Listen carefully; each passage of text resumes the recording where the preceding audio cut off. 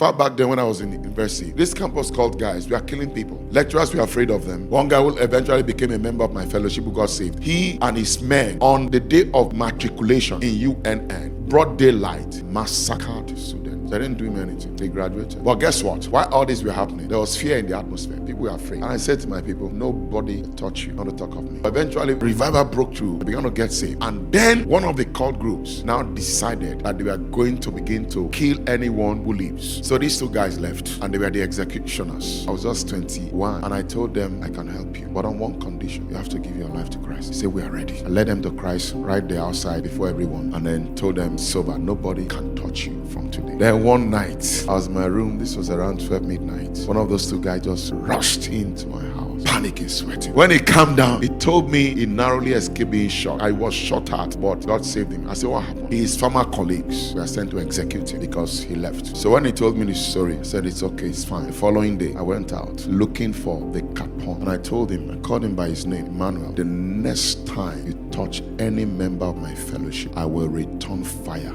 for fire. His bodyguards were livid. He was speechless. They were armed. Turned my back and walked away. He was still standing there. 3 weeks later, they came looking for me. He came with his bodyguards, and then he called me by a corner. He said, Pastor Lawrence, leave us alone. We don't want to have an issue with you. Because from the day we had that encounter, you and I, things have changed in my camp. Some of my men are in hospital now. They are dying. And I gave him a parable. I said, when a lion is sitting with his cub and you touch the lion's cub, does the cub need to react? I'm not doing anything. Your problem is not with me anymore. Your problem is with him. And many of his men still got saved afterwards. Why wasn't I afraid that I was going to die? If I had entertained thoughts, arrows of thoughts by Satan, I won't be here.